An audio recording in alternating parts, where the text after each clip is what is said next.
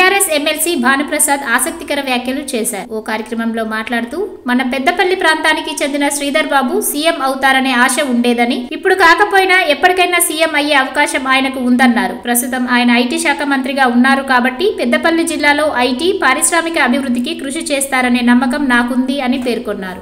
తెలంగాణలో కాంగ్రెస్ పార్టీ ప్రభుత్వం వచ్చింది. కొద్దిగా నేను ఆశావాన్ని కొంత ఆశనాలో ఉండే మన ప్రాంతానికి సంబంధించినటువంటి శ్రీధర్ బాబు గారు ముఖ్యమంత్రి అయితేనేమన్న ఆశ కొద్దిగా ఉండే, కానీ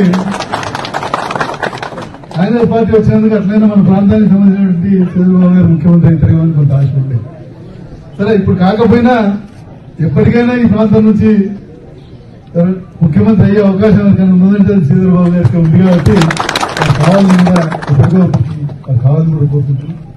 అయితే వారికి ఈసారి ఒక ప్రత్యేకమైనటువంటి అవకాశం వచ్చింది.